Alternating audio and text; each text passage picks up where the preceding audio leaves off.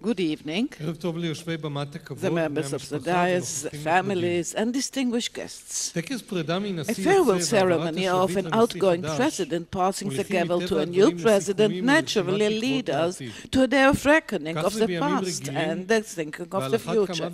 This is what one does on ordinary occasions, so much more when the ceremony is taking place in proximity to the high holidays and when the individuals are bound to consider oneself and to promise to correct and improve the next year to come.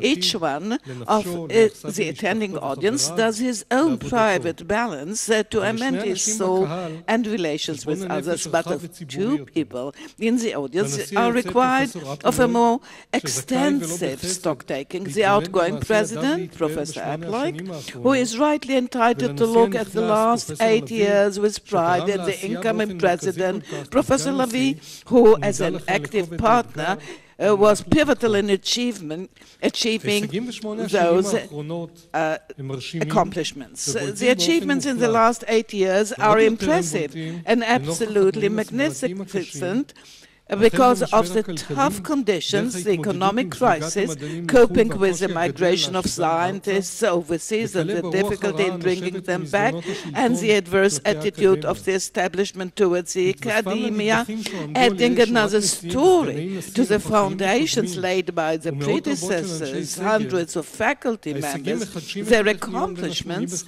add another flavor of renewal to the 85 years of the old Technion. In a gist, during Professor Apploik's term, two main processes have begun, and if we continue those processes, we'll be leveraging the special strength of the Technion and create what is called as duplications. The first full-weight process was invoked by Professor Chekhanov's leadership and other faculty members. It involved an unprecedented development in life sciences and a change, of course, recognizing the centrality in science and technology in the 21st century. I have no doubt that under the baton of Professor Lavie, this momentum will continue until the 50-year gap be reduced and we can join leading technological universities that have already recognized the importance of life sciences. The second full weight concerns the upheaval the campus has undergone in matters concerning interdisciplinary studies. As a result of different processes, a group of researchers of different disciplines has been crystallized, and this is really a dialogue that is unparalleled both in Israel and abroad. The process which started bearing fruit has knocked down many traditional barriers which separated between researchers in different faculties and created very many collaborations. This process is also creating strengths, duplicates, and enables a new breakthrough in different directions which are not possible individual disciplines. These two processes will open up new vistas if only we insist simultaneously to consolidate the different disciplines which are the source of true long-range power, and thus not enjoy the immediate outcome as a substitute to sustainable investment in the roots that nourish it. And therefore, we have to do both. In the last 8 years, we have continued to recruit outstanding faculty members despite the difficulties. These members chose the Technion because of the work environment and the ability for self-fulfillment. This was and will be the main arena for getting and struggling, and this not only in Israeli universities but versus the elite world institutions.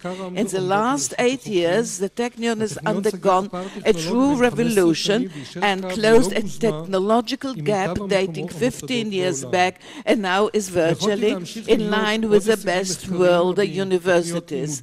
I could have given you very many other achievements, labs and dormitories and development programs, but the scent of the laurels, Peretz, only heightens our expectations for the future.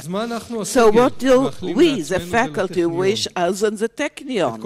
All I've spoken about and more, recruiting more faculty members and attracting even better students, further development and so on and so forth. This is self-understood, but this isn't enough. The changes in the world, the globalization of knowledge, the leap in the number of gifted scientists and engineers in the Far East and their quality require the State of Israel to think again about the years that have been wasted and also demands courageous decisions backed by resources for the coming years. The prominent role of the Technion in this area is that we have to lead in this process.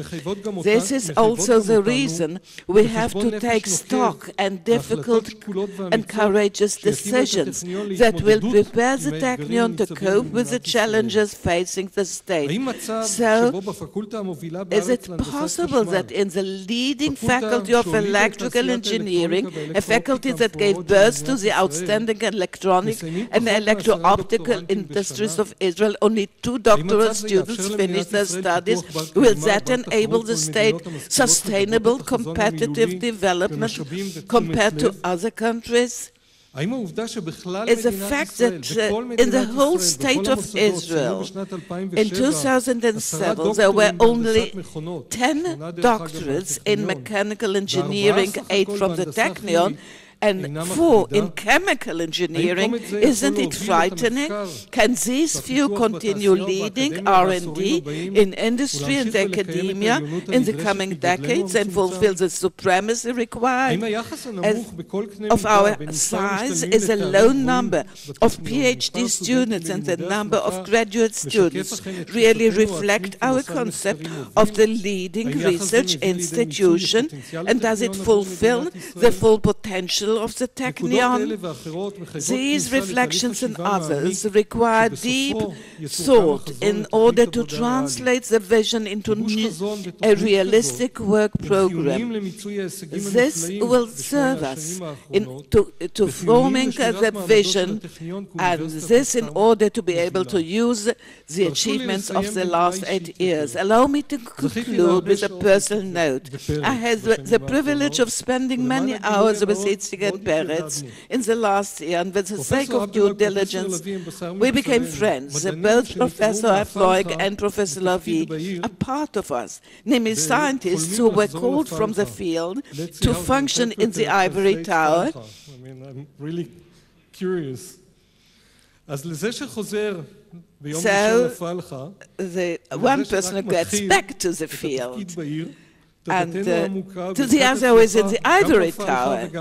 Both of you, I wish you success. And the last word, how else the women who stand by them, Tzipi, who was always there in thought and in deeds, watching over the president and assisting, and Lina, who is about to feel the burden. Many thanks from all of us.